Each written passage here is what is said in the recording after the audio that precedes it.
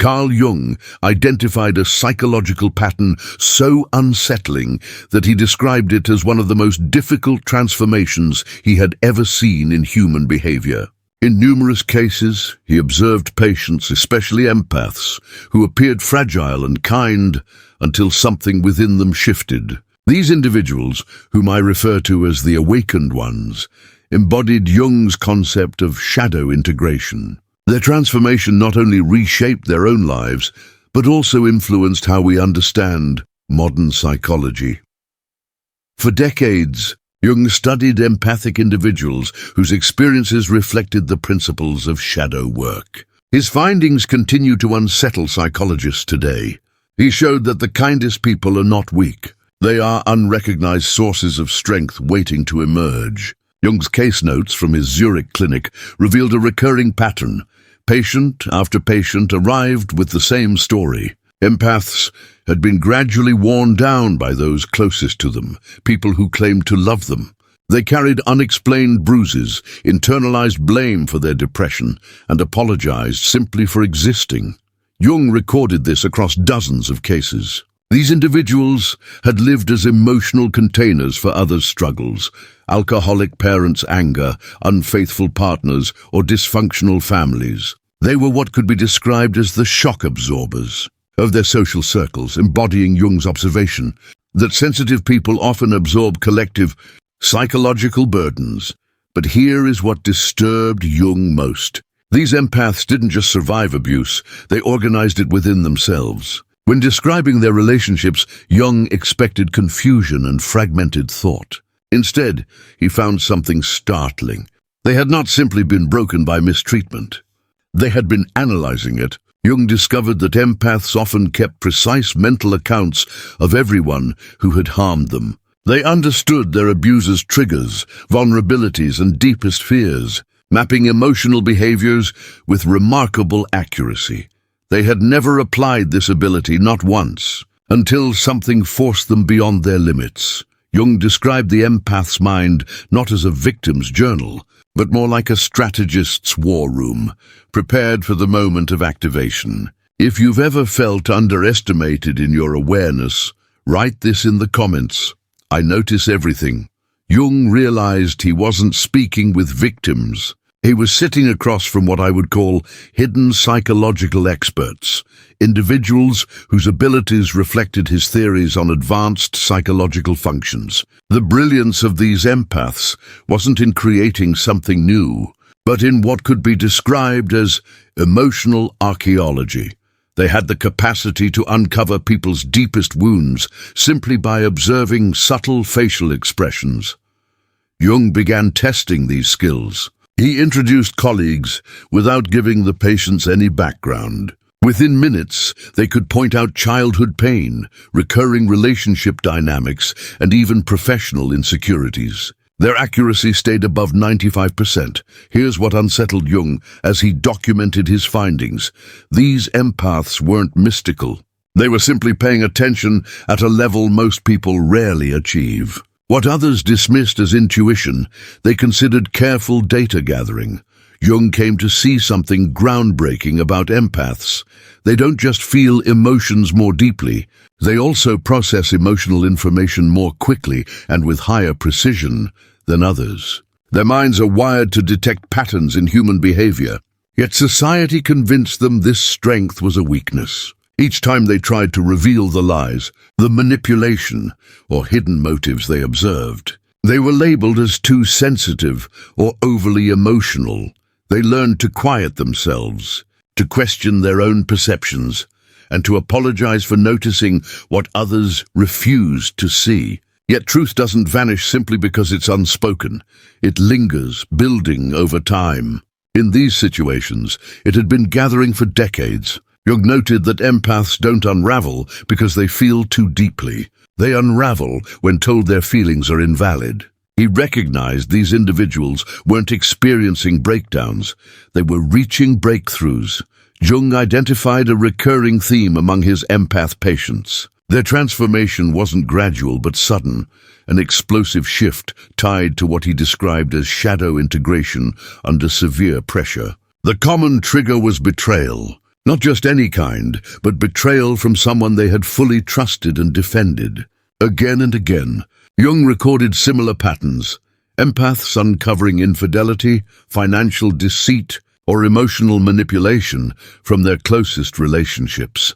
The real devastation wasn't the act itself, but the painful recognition that they had sensed the truth all along and dismissed it. As empaths often do, they kept silent, absorbed the hurt, blamed themselves, and tried harder to be ideal partners, children, or friends. Then came what I call the moment of clarity, the point where their pattern recognition finally outweighed their desire to believe the best in others. This mirrored Jung's understanding of psychological awakening. Contrary to expectations, empaths didn't collapse, cry, or lash out. Their abusers anticipated emotional chaos. Instead, something far more unsettling occurred. They grew unnaturally calm. Jung described this as the stage when analytical insight merges with emotional awareness. Across multiple cases, he noted what can only be described as a profound and chilling psychological shift. These empaths did not retaliate or explode with anger. They simply began speaking the truth. They revealed with careful precision everything they had seen, recorded, and silently endured. Their words carried no malice, only clarity, delivered like a surgeon identifying and removing each damaged part. This was never about revenge. It was about truth becoming visible. These empaths began using their gift of deep perception, not to justify actions, but to reveal them. Jung's findings aligned with timeless wisdom. Nothing is more powerful than someone who has finally learned to trust their own awareness. Jung noticed across his cases that this wasn't about revenge. It was what he described as shadow integration, the point when individuals stop denying the parts of themselves they were taught to suppress. For empaths, this shadow wasn't destructive. It was their overlooked intelligence, their muted intuition, their restrained strength. Once they acknowledged these aspects, they reached what Jung called psychological wholeness. What unsettled Jung most was that the transformation was lasting. These patients no longer returned to people-pleasing, nor did they apologize for setting boundaries. They stopped doubting their perceptions entirely. They became what Jung believed was most difficult to influence, empaths who could no longer be controlled. The impact extended beyond their mindset. Jung recorded how within months their entire lives shifted. They left harmful relationships with careful planning. They disengaged from toxic family members without unnecessary conflict. They rebuilt their lives on terms they chose. Jung saw them evolve into what he referred to as selectively empathetic, still compassionate, but deliberate about where their empathy was directed. The most troubling realization for Jung was the effect these renewed empaths had on others. People who once dominated them suddenly felt uneasy in their presence, though they couldn't explain why. These empaths weren't hostile, but others sensed a fundamental change. Jung described this as the predator's instinct. Manipulative people can detect when their usual strategies no longer work. They avoided integrated empaths the way shadows avoid light. Jung once wrote, "The awakened empath doesn't need to declare their strength. Others sense it deep within themselves." Think about this. Did people begin treating you differently once you stood firm? Often, they notice the change before you ever speak it aloud. Jung's interest in empath cases was not just professional, it was personal. He saw in their transformation a reflection of his own psychological journey. Jung himself was what we would now describe as a highly sensitive individual. He understood the empath's path from the inside out.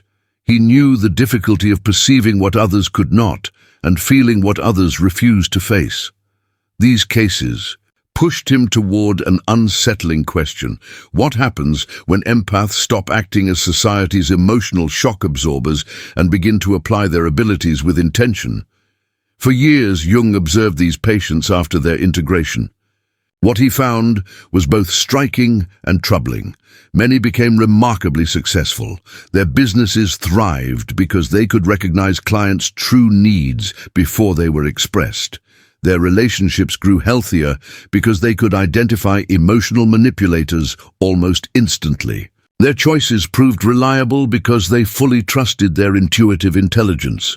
Jung realized something chilling. These empaths had not lost their empathy.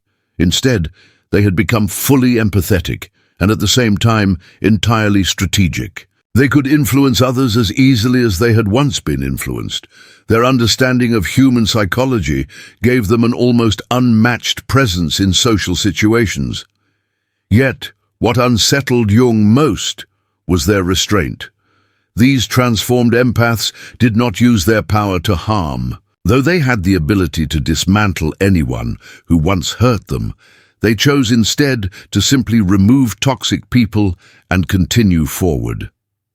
From this, Jung identified what he called the integrated empath, a person who combines deep sensitivity with the wisdom to decide what truly deserves their energy. Jung's private notes capture his deep astonishment. "I have witnessed something both beautiful and unsettling.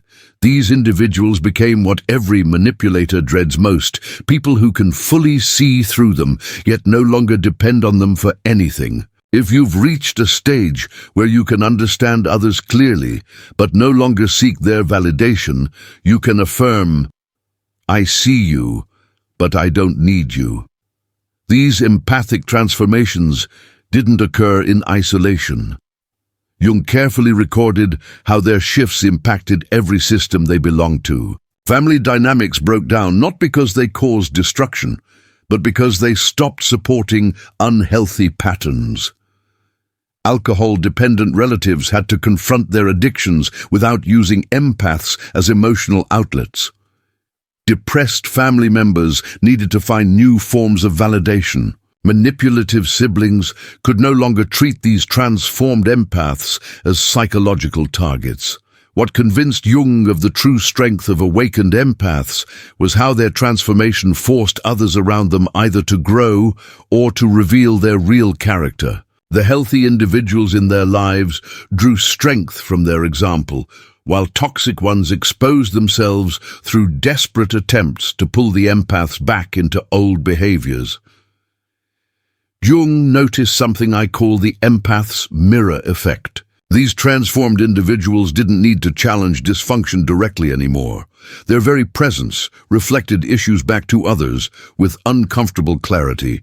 Manipulators couldn't stand being near them. They felt uncovered, exposed, and unable to continue their usual psychological tactics. Meanwhile, genuine individuals found a sense of safety with these empaths for the first time. Jung's studies revealed that awakened empaths acted as natural truth detectors, not through judgment, but through presence. The most unsettling discovery emerged when Jung introduced these transformed patients to others in his care. Within minutes, they could pinpoint core psychological wounds and the specific form of therapy required. Jung recognized that their diagnostic precision often exceeded his own, despite his decades of clinical experience. This raised a profound ethical dilemma that lingered with him for years. If empaths could develop such remarkable psychological insight, what did this imply for the future of psychology? He quietly began examining other empaths within his practice, creating what I call the Integration Observation Protocol, a framework for understanding how this transformation unfolded organically. Jung's protocol was not conventional therapy. Rather, it was a systematic documentation of how empaths naturally developed what I refer to as warrior consciousness after enduring profound betrayal. Across his cases, Jung noticed consistent stages of this process. The first stage was recognition. Empaths learned to acknowledge their suppressed shadow aspects, not only anger, but also intelligence, strength, and the right to set boundaries. They stopped doubting their perceptions and began to trust their emotional intelligence as a sophisticated system for processing information. The second stage, integration, was more demanding. Jung observed empaths uniting their light and shadow elements into what he authentically called the complete self. They became individuals capable of deep kindness toward those who deserved it, and equally precise and unyielding toward those who did not. The third stage, application, fascinated Jung the most. Here, integrated empaths learned to employ their emotional intelligence proactively, not just defensively.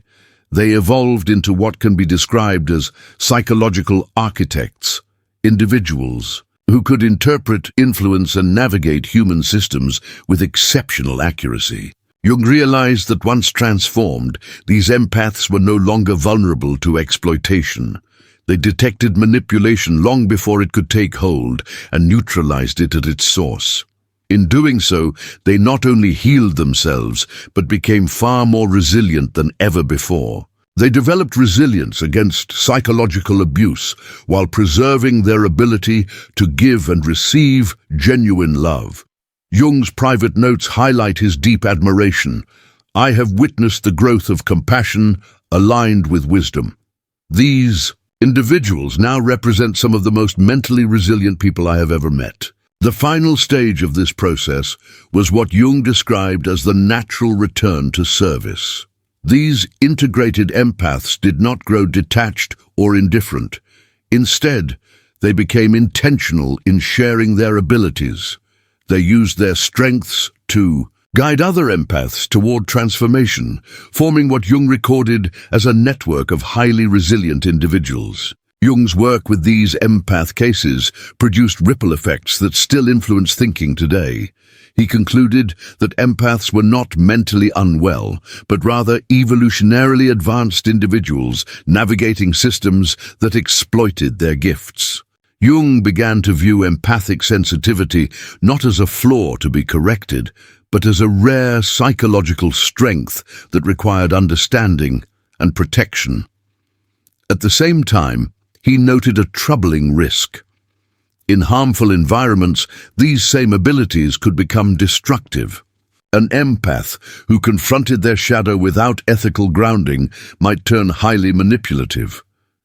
To address this, Jung outlined what can be called the ethical integration model, showing how awakened empaths naturally lean toward healing rather than harm. His records of these transformations remained among his most carefully guarded studies. He feared that if the wrong people discovered methods to force empathic transformation, the knowledge could be weaponized. To prevent this, Jung dispersed his findings across several personal journals, never releasing them in full during his lifetime. His last notes on these cases carried a hopeful message. These individuals went on to live as what can be described as balanced warriors, capable of great gentleness with those who deserved it, and unshakable strength against those who sought to harm it. They became models for what Jung envisioned as humanity's next step in evolution, people who could experience everything without breaking under it, perceive truth without descending into cynicism, and love deeply without losing their own sense of self. In his final reflection near the end of his career, Jung concluded that the empath's journey was never about moving from sensitivity to numbness, but from unconscious absorption to conscious choice. They did not become less empathetic, but fully empathetic. Jung left one final lesson for future psychologists. Never underestimate someone who has completely learned to trust their own perceptions. The awakened empath represents one of psychology's most profound evolutions. Share your thoughts if you've learned to trust your intuition completely. I no longer question what I see or feel. Jung's observations about awakened empaths prove more accurate than he could have imagined. Modern research now supports what his cases demonstrated. Empaths who undergo shadow integration become psychologically resilient. They cannot be gaslighted because they fully trust their perceptions. They cannot be manipulated because they recognize emotional tactics before they develop. They cannot be broken because they have already reached the depths and emerged stronger. This is what makes Jung's case studies continually relevant. Every empath faces a turning point, the betrayal so deep it forces them to choose between remaining a victim or becoming sovereign. The real question is not whether the empath will break, but whether they will integrate their shadow consciously, like Jung documented, or allow it to consume them destructively. Jung's research showed that most empaths, when pushed to their limits, choose integration. They do not become cruel, they become precise. They do not lose their hearts, they gain strength. The transformed empath becomes what Jung called love with boundaries, someone who can care deeply while also protecting themselves. Jung's insight into these cases still echoes in psychology today. These individuals did not become different people. They became who they truly were beneath social conditioning. Every empath holds within them the potential to become psychologically untouchable. It only takes the right catalyst, often betrayal, to spark that transformation. Jung wrote, "The empath's greatest tragedy isn't their sensitivity. It's how long they wait to honor it properly." Remember where we began, Jung's documentation of a psychological pattern so unsettling, he called it the most frightening transformation in human nature. These were not isolated cases, but a reflection of a deeper truth about empathic psychology. Jung's research uncovered something that still unsettles psychologists. Empaths are not naturally victims, they are naturally powerful. Society merely teaches them to suppress that power under the guise of being acceptable. When empaths finally snap, they are not breaking. They are awakening to abilities they have always possessed. Jung's case files reveal a truth manipulators would rather keep hidden. The kindest individuals are often the strongest, because kindness without strength can lead to dysfunction. Jung's work on awakened empaths highlights evolution in progress, people who feel deeply and act with full awareness. For decades, Jung studied patients who appeared fragile and gentle until something within them shifted. His findings revealed that the empath's path isn't about reducing sensitivity, but about developing conscious sensitivity. Consciousness, he discovered, is what transforms those who once felt powerless into resilient forces of nature.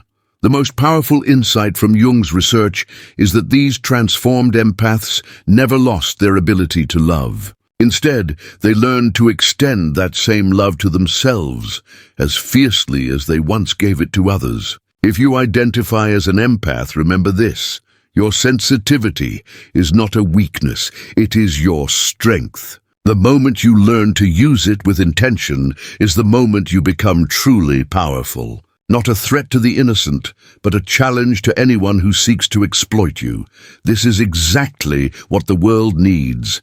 Empaths who recognize their value, trust their instincts, and refuse to hide their light for the comfort of others. Jung left us with a critical question. It's not whether empaths will change, but whether they will do so consciously or wait for life to force the shift. If you're ready to embrace conscious transformation and become the integrated empath Jung described, share in the comments, "I choose conscious transformation," because the world doesn't need more wounded empaths, it needs more awakened ones. Jung's research makes it clear, transformation is not only possible, it's inevitable. The empath will reach a breaking point. The only question is, will you take control of that power, or let it take control of you? Thanks for watching. See you in the next dimension.